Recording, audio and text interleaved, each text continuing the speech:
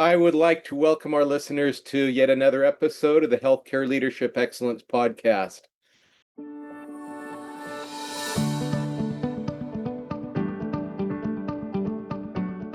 I am super excited about our guest today. We had a great pre-meeting, and I would like to welcome Oli Johnson to our program today. He has an immense background that we're going to benefit from, and currently leads the Prescribe Life AI platform. And so we'll get into some details on that. Oli, from Oregon to Spain, welcome to the program this morning. Thank you, Carl. Appreciate it. Very excited to be with you here today as well. So give us just a brief background on what brings you to talking to us today.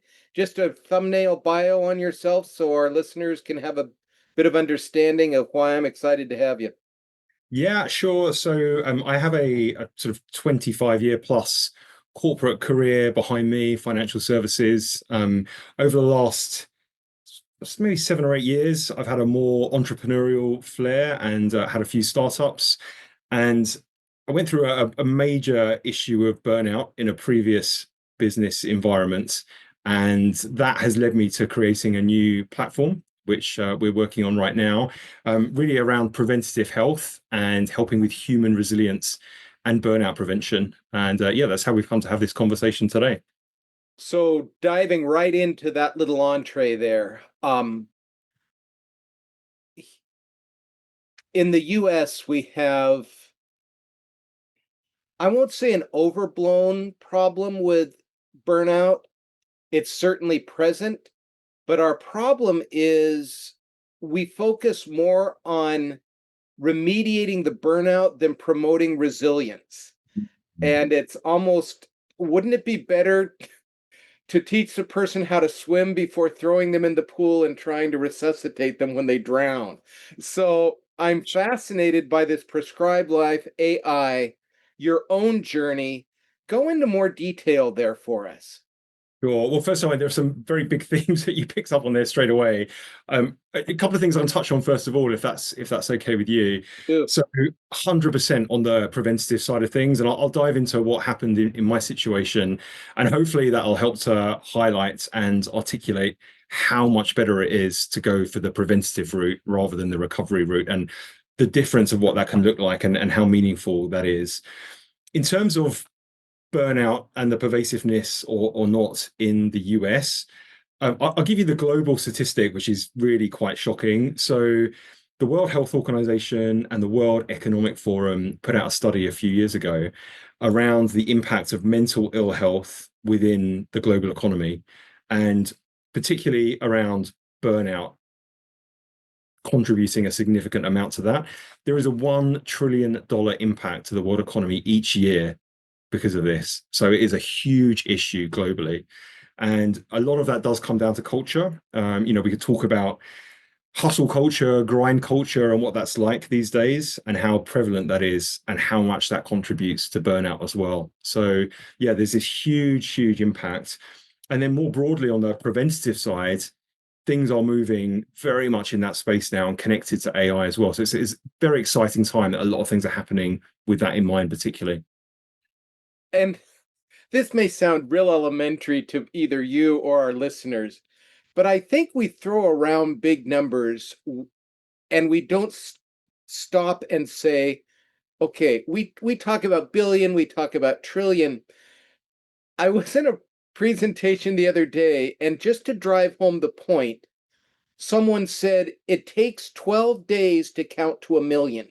Mm, It takes 32 years to count to a billion, yeah. 24/7.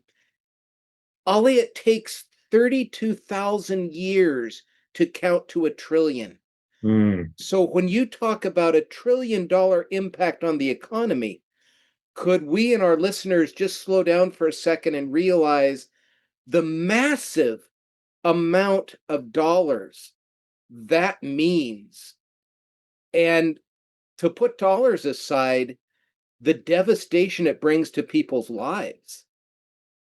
Yeah, it's enormous, truly enormous. So if you think of all those all those dollars there as you sketched it out and the human impact underneath that, it's interesting because you can look at this in so many different ways. And of course, you can look at it, from the human aspect, which is massive. And again, my own personal experience of the impact of going through burnout on relationships, family, friends, it's, colleagues, co-founders, it has a profound impact. But there really is a business problem there as well. If you think of, particularly, burnout does tend to strike people who are in leadership roles, high performers, people in those high pressure environments. And if you think about what that looks like, so when the individual goes through that burnout, you have poor decision making, which can lead to, issues within a business, within teams. And then you've got time off where people are recovering. And then people who don't come back as well, don't come back to the same roles, potentially don't even go back into the workforce. And then if you think of the cost that it, takes to recruit somebody, there's getting somebody back on the team, someone who's a high performer, it absolutely cascades through the business. So it has a very tangible financial impact within the working environment as well as to the individuals and those associated with the individual. And just to give some data behind that from a personal experience, consulting with a hospital a couple of years back that was really going through some cash crunch, and they were cutting in various areas. Yet what they didn't seem to realize, Ollie, was they had lost in the previous year 6 physicians. That may not sound like much, but it was 6 physicians. I did some loose data analysis, and in that area of the country, it costs anywhere from 500,000 to 1.1 million to replace a physician, with recruiting, with moving, with interview flights, costs, uh, retaining, getting the RVU production back up. And so just with those 6 physicians, at a minimum, we're talking 3 million on their bottom line, at a maximum around 6 million. Yet they were cutting costs that maybe were 5 or 6 figures and completely overlooking that impact. Yeah. So, from your experience, what can an organization do? Um, and I'm going to sound so sarcastic here. I had one surgeon tell me, Carl, if they recommend a yoga class to me one more time, I'm going to strangle somebody, because it was, here, take this class. But the whole institutional approach was causing the burnout. So, talk to us there about the higher level that an organization can take so that people aren't leaving. So I really think in that kind of environment, it does come down to the culture that is created. And, unfortunately, I can say this with some unpleasant experience and something which I personally participated in as well. So when I was building one of my startups, I was operating in a way that was completely unsustainable. And I was setting the example at the top of the organization. And so were my co-founders. We were driving incredibly hard and working, crazy hours, 80, 90 hours a week, which, back to back is unsustainable. You cannot do that. You can do that for a few weeks. You can do that for a few months. You can't do that for years. It doesn't work. And we talked about more broadly the sort of the culture environment, the environment of hustle and grind. If within an organization, the leadership team, those are the values they're instilling, those are the things they're doing on a daily basis, that automatically cascades to the rest of the business or the organization. So I would urge people in those positions, whether it's in a startup environment, whether it's in a healthcare environment, whether it's in a large corporate environment, it doesn't matter what the values of the organization are if they're not being lived by the people in leadership teams. And, if people are struggling and thinking of it purely in commercial terms, I would urge them to think, well, actually, having a culture of fewer working hours and better working practices, whilst you might think there'll be an impact to the bottom line, if you look at it in the round and step back and think, the example you gave around physicians, the cost to replace those, it very quickly becomes clear that that culture, if you're not creating that burnout culture, actually you're going to have a far better result for the individuals, for the families of the individuals, but also for the bottom line of the company as well. So, speaking from a position, Ollie, as successful entrepreneur at various levels, startups, etc., plus corporate life. So, I'm going to put you in a real life scenario. Sure. A couple of weeks ago, I was interviewing an individual who is one of the top in the world in his specialty, and he leads a department. And his comment was, Carl, we just need to get beyond, and he used a couple of words I won't, but basically, we need to get beyond this culture stuff and just get it done. We're Yeah. adults. Don't, I'm tired of you coming in and just saying culture when really we just need to be professional. So if you would have been me in that setting with your background, what would you do? What would you say to this all-star level player who, with all due respect, is dead wrong in what he's saying? Sure. What do you say in a situation like that? Because I hear it all the time. Yeah, well, I have a wry chuckle because that could have been me. In fact, it wasn't. It's not could have been me. That was me a number of years ago. And when I was building one of my businesses, we had a business mentor who was many steps ahead of us, had basically done what we were looking to do. And he was always driving home the importance of culture and saying, this is the most critical thing to get right in your business. If you get this right, everything else will follow. And I was basically the guy you're just describing. I completely dismissed it. I might have said a few words to kind of just G the conversation along, but I absolutely just didn't. I didn't get it at all. And having built a business and then done that the wrong way around, I learned the hard way that actually culture is huge. It's not just a buzzword. It's not just something you can just pay a bit of lip service to or dismiss entirely. Even though I know, that is something that commonly happens, but I would say that it's hugely important. And through experience, you can really tell when the culture of an organization is primed and people are actually living those cultural values. It makes a huge difference.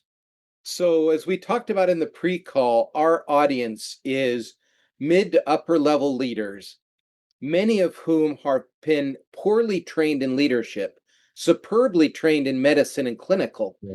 but in leadership, that's kind of assumed that if you have MD, DO, RN after your name, that you will know leadership. So they're on the treadmill right now, they're driving to work, and really they're listening to us talk, hoping that we will give them something that right away, as they get into work, they can say, Ollie said this, let me try it. So if you're if a nurse out there is listening and she's trying to create this culture within her nursing team, what are some things that you would suggest that she do immediately to start building? Because as you said, your mentor said, if you get this right, everything else follows. Any specifics or guidance you can give this nurse that's listening to us? From a cultural perspective, yeah, certainly. I mean, firstly, there's a point there that you made that I'd really like to touch on because, my background is a corporate and particularly in technology, and I've seen this problem so many times. So when you have a really talented engineer, you have a really talented software developer, that person's talent is to do with software development or engineering.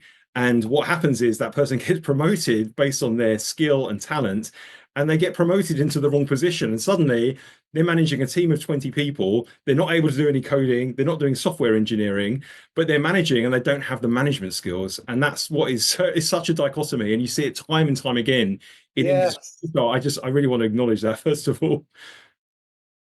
It's just something you see all over the place. Exactly. So here's this nurse listening to us thinking, that's me. I just Yeah. got promoted to nurse manager, in your case, the developer that's now leading people. I really didn't ask for this. They asked me to do it and good soldier here. So what can she do that can get her in a better place to where she's promoting culture and leading better? So I'd say in terms of human resilience, in terms of preventing burnout, boundaries are really, really important as an individual. So working hours and, depending on your seniority, a person's seniority within an organization and how to influence that organization, obviously that has a huge impact on the cultural change that you can affect yourself. But if you have a direct dial into, the very senior management team, or you're sitting on that management team yourself, then ensuring that these practices are put into place initially. So protecting people's working hours, protecting their personal time. What we did initially in a previous business that I was referring to was we blurred all of the boundaries for people's personal time, and we trampled over everything. We trampled all over our own. So I'm talking Slack messages, emails, phone calls, WhatsApp, telegrams, everything, pretty much 24/7. There was no sacred time. We'd be sending messages, 10 o'clock at night, 11 o'clock at night, midnight. I'd wake up at 6 a.m. I'd travel to the Middle East. I'd be 4 hours ahead of my team, and I'd bombard them with emails and messages, putting meetings at all sorts of time, expecting people to work on Saturday mornings, Sunday nights. Completely inappropriate. I wouldn't think of doing that now, but that's the way that I was showing up, and I was expecting everybody else to do the same. And for me, in that environment, I owned the company. I had a large share of equity, and I was the one ultimately who was benefiting from the upside. But I was paying salaries to everybody else, so it's a completely unfair expectation. So not only was I burning myself out, I was burning my team out. And that really is what happened. So it starts with the individual, and, the core thing of respecting people's time and people's personal space is absolutely fundamental. And of course, when you're trampling over that, all of the healthy things that an individual needs to do around, whether it is exercise or meditation or time with your family or doing the things that recharge you as an individual, if that gets trampled upon, then everything else starts to fall away. So it's critical to give people that space. So I'm going to jump lanes here to really dig in on how technology can help us. And it wasn't really all until we talked that I realized that technology really can touch areas that help us emotionally, because it's usually techies and emotional. They're way apart. But talk to us about how technology, including AI, can really help us work in our lives to be much more effective. Certainly. So a few themes there to pick up on. First of all, I'm a real believer in a combination of technology with the human touch, particularly around when we're talking about human resilience and burnout prevention.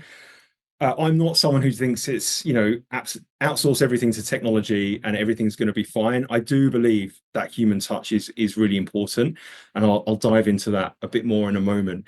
I think more broadly in this space, what I think is really exciting and what AI is rapidly enabling us to do is to focus on the preventative part of medicine, which is just so important, which I think is often missed at the moment and is becoming increasingly important. I think as we look forward to 5, 10, 15 years, I see that preventative medicine is going to have a huge impact. To put that into a bit of a context in terms of the startup industry right now, so in the first quarter of this year, there were record capital inflows, investments into preventative AI supported health tech, certainly within the European environment.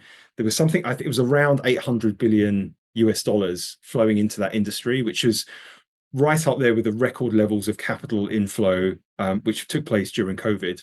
So it just gives an indication of how much promise there is within this area and the amount of investment going in that is already starting to show results. And it's so focused on preventative health that I think it's a really exciting time and place to be working within. So that's sort of broadly, I guess, the macro drivers there. In particular around technology in this space and the human element. So again, if I think back to my situation, I actually had some significant human support when I was building that business. I saw a therapist once a week. which was really helpful. I also had a business mentor and coach who I saw once every couple of weeks or once a month. And what was so interesting with that was I was being told the right things. They were really focused on how I was showing up. And I mean, to give one example with the therapist I was working with, I'd done quite a lot of deep work with her prior to that business really taking off. And I'd had a lot of great results with her. And then as the business started to expand and I was so dedicated to it, I would see her for 1 hour every Wednesday. And in that hour call, I would have had 8 hours of conference calls before that, video calls, followed by normally another 6 to 8 hours of working, often lots of calls. And I'd be on this 1 hour call in the middle of the afternoon. And I'd be saying to her, why aren't I getting any better? Why aren't we getting to anything deep? And she would be, on the verge of laughing at me and say, how can you expect to have any progress or to get any value out of this when you show up completely strung out, you're totally distracted, and you're not able to focus on anything? So I had this unbelievable expectation that she was going to help me when I wasn't helping myself in any way, shape, or form. So that was one side. And then at the same time, I saw my business mentor who was constantly telling me around, this is a marathon that you're on and you're treating it like a sprint and you're going to burn out and it's not going to work. So I had the human input. And the thing that was missing was we had no data or any technology to support what the coaches were telling us. And that's really where we're building something and using AI, using tech. We're bringing in some really interesting health technology. So biomarker data is very important in terms of understanding your human resilience and risk of burnout. Looking at things like heart rate variability, which is a really good indication on your autonomic nervous system and how that's functioning as one metric. But there are many different types of biomarkers that you can collate and look at and turn into meaningful trending data, which is very helpful. And even down to DNA analysis, which is something else that we do as well, looking at your genetic makeup, looking at your neural pathways. And then the other part as well, which we mentioned, is around how technology can be used to look at your emotional state. So we've developed a component of our solution which also interacts on a daily basis, basically acting as like an AI resilience coach, finding how you're showing up every day, finding out what's actually triggering you, what's making life difficult. Could be co-founder relations, for instance. It could be something specific around the business. What that basically means is we get a very rich data profile, which we can then pull together and give really clear indications of what is going on at a physical level, what's going on at a mental level, and what's going on in a trend basis. So we can see what's the risk, are you likely to burn out, what's happening, and a human coach can then help to use that data to keep a person safe. So, wow, that's some amazing stuff. Talk to me, since so much about learning. I love the phrase that I heard recently: starting a new habit is not hard. Getting Mm, rid of the old one is nearly impossible. And yeah. so, I look at you as this hard driving. I just love that example. Come into the meeting with 8 hours, knowing you have another eight in on top of that to work on what you did in the 8 hours of calls.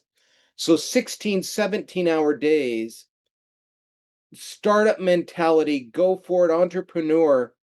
How did you break those habits? Because this all gets back to what you said about being able to track neural pathways. Because for Ollie to have changed, some neural pathways had to be rewired.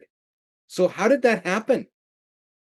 Well, I mean, I'll dive into my background and what happened to me a little bit more to try and bring that to life, if I may, because I didn't I didn't handle that well, and this is how I learned the hard way, and it's certainly why I am never going to go down that route again, and it's why we're building this platform. It's been the whole genesis of how we've got here. So for me, I didn't learn the lesson. I had a couple of major warning incidents for me, which eventually I heeded, but it was far too late at that point.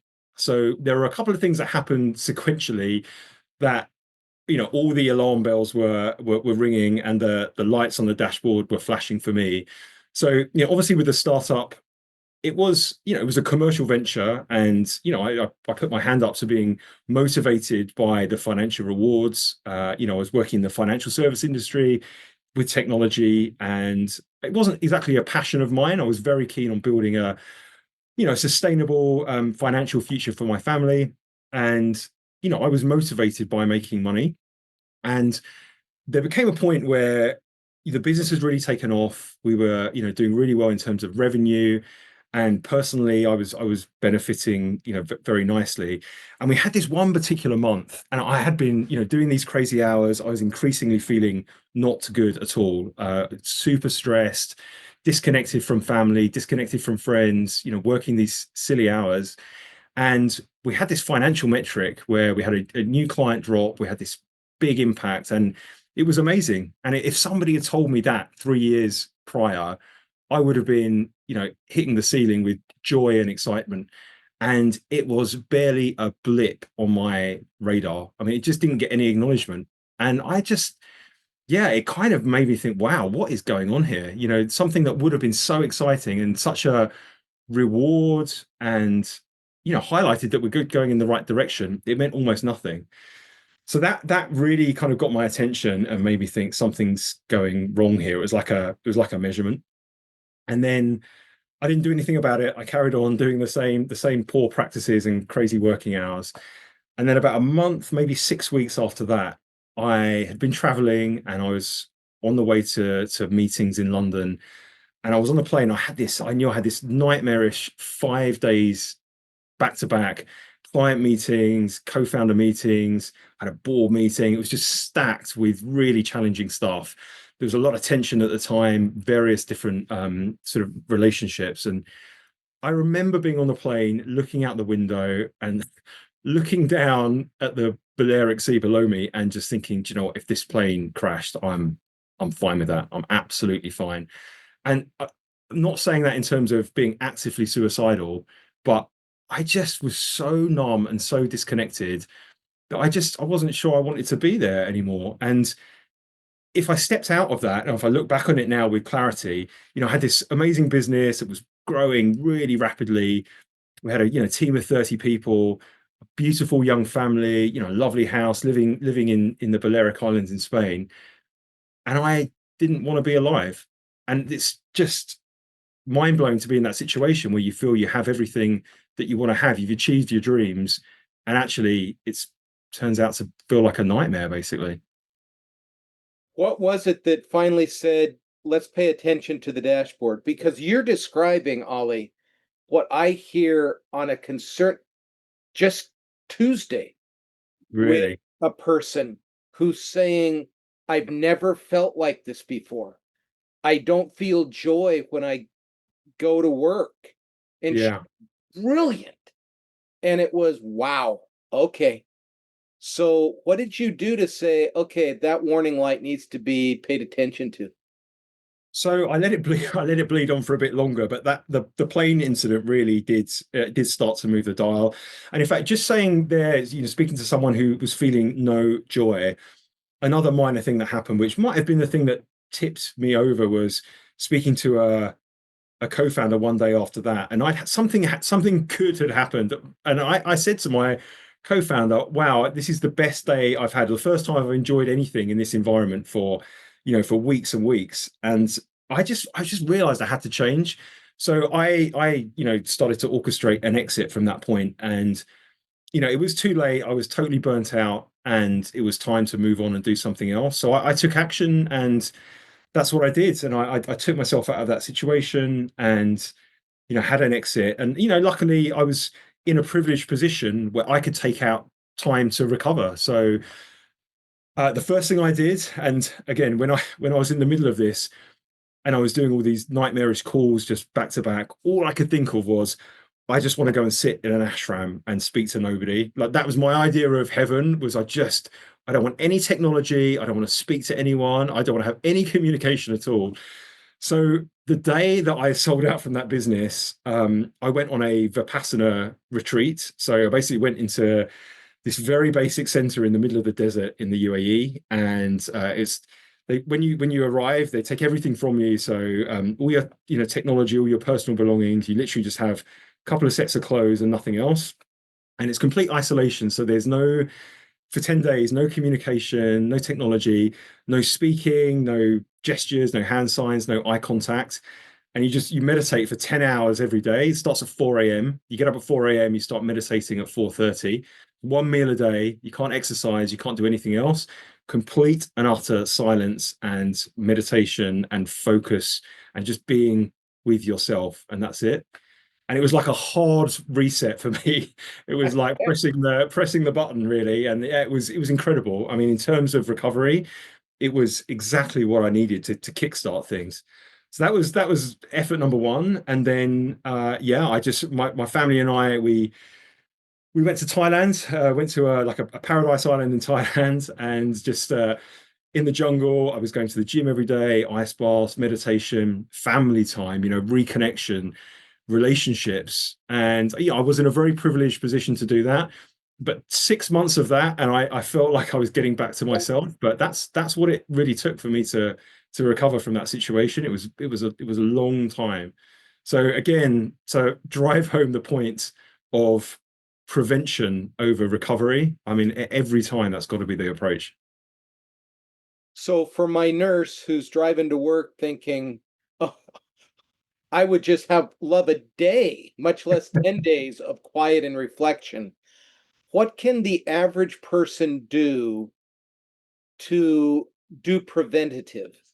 And give us some, if it's getting on the website and looking at prescribed life, what can the average person do who feels like they're on this ever increasing treadmill that they have no control over? I hear relationships, I hear exercise, I hear meditation. Any prescription there from you? I do say I talked before around there's the technology element and the human element. So those things are incredibly important. So if someone is in the position where they can afford to have a professional who's in their camp, who's helping them, I would highly recommend that. I find having a coach of some sort who can keep you on track and give you the information and the advice, the guidance that you need, I think that is really, really important. And then combining that with the data-driven approach, the tracking, and it's really important as well. So, if there's a coach who can help you through that, and there are certain things like that the habit stacking is really, really important. So, Carl, obviously I'm in a situation now where I could easily fall back into those same patterns again. And I'm absolutely laser focused on ensuring that I don't do that. And occasionally I start to veer off, but habits are the absolute key. And I approach my working day now in a very intentional way around having those regular breaks, making sure I always prioritize exercise, making sure I have downtime, making sure I have those boundaries around how I'm showing up, having a coach, having a mentor, and yeah, tracking my data. All of those things together can be super, super helpful. There's no silver bullet. It is a combination of things, and it's being persistent and consistent. But I'd say if you can, if you're in a situation where you can afford to find someone to help you and they're taking that data-driven approach, it's a powerful combination. So how would the average person access prescribed life? What would be the process I, as a new user, walk me through the steps of how to use this platform that you're developing? Well, currently, I mean, we're very early days in our journey, so we're still partly in development. Some of the solution is available. We're bringing it fully to market in September, so we're on track for that release. But first of all, it is a business to business approach, certainly at the beginning, and we are partnering with coaches. So the main thing at the moment is, any executive coaches, resilience coaches, coaches of founders. Those are the kind of people that we are partnering with initially, and it's a question of coaches then interacting with their clients. So really the only way an individual as a consumer would be able to access it would be to go to a coach who's going to be using our platform. That's the key thing. Excellent. Okay.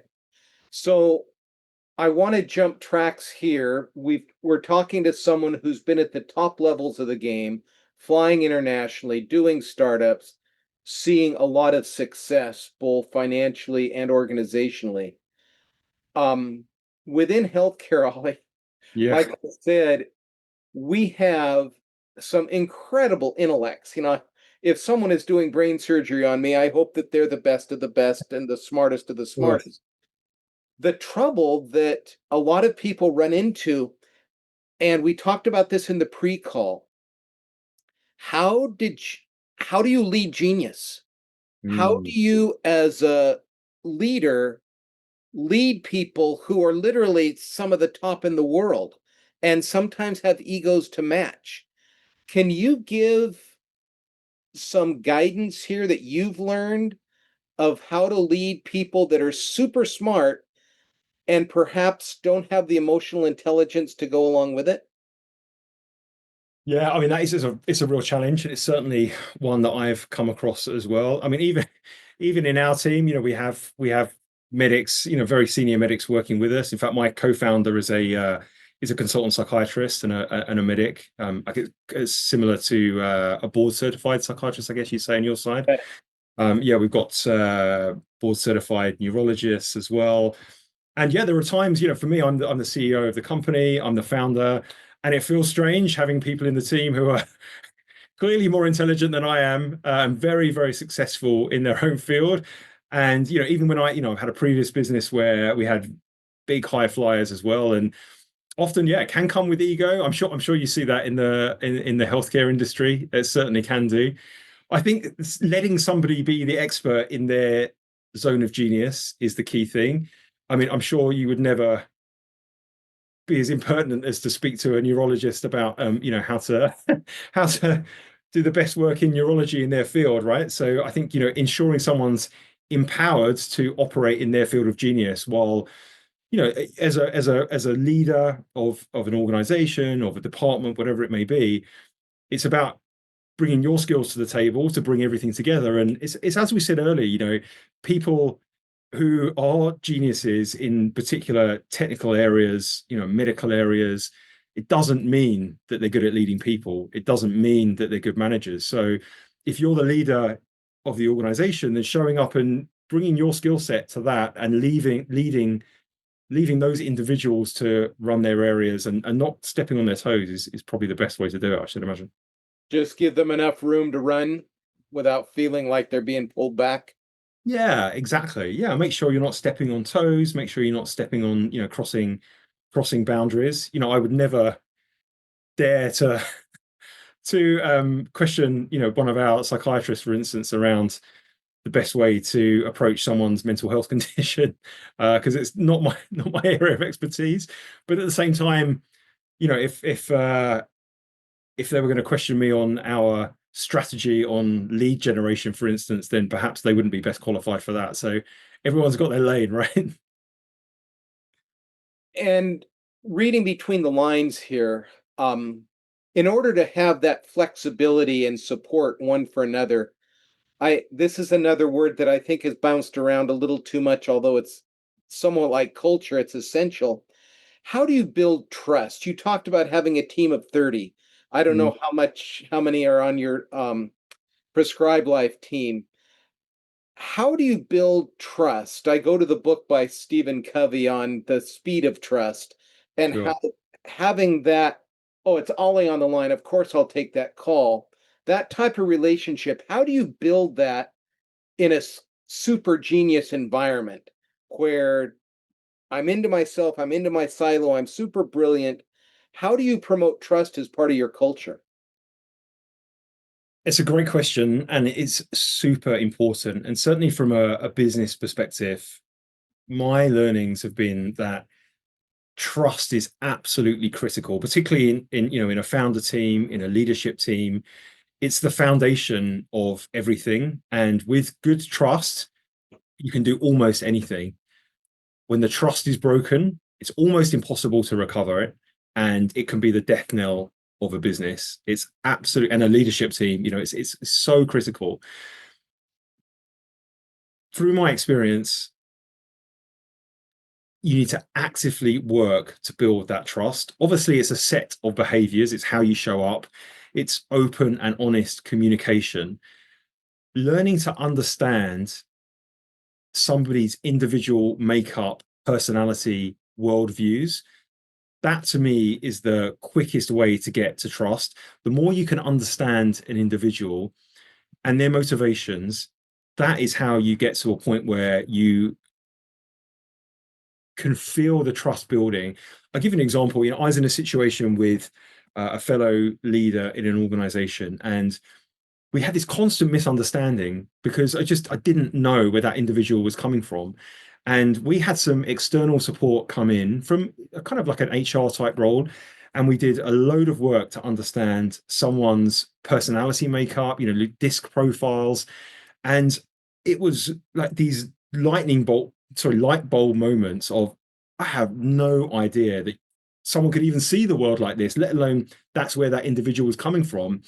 And suddenly I could stop taking things personally and understand, oh, this is how this person sees the world. And we were just we were the complete opposite ends of the spectrum from a personality perspective. And we just missed each other every time. And with my personality, I used to take that very personally and I used to really struggle with it.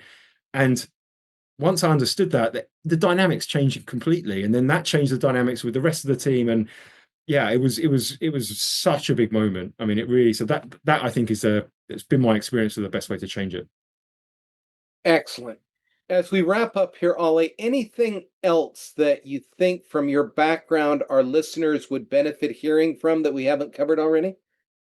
We've covered it extensively, but I'm going to say it one more time. And the cultural aspect, I know people will be listening to this and dismissing it. So I'm going to say it one more time. It's crucial. And if you don't believe in it, please give it some consideration, give it some thought, and dive into it and do a bit of learning around it. And I think you'll find it very beneficial. Ollie, I have thoroughly enjoyed our time this morning. I sure appreciate you being with us. Thanks, Carl. I've really enjoyed it as well. Thank you very much.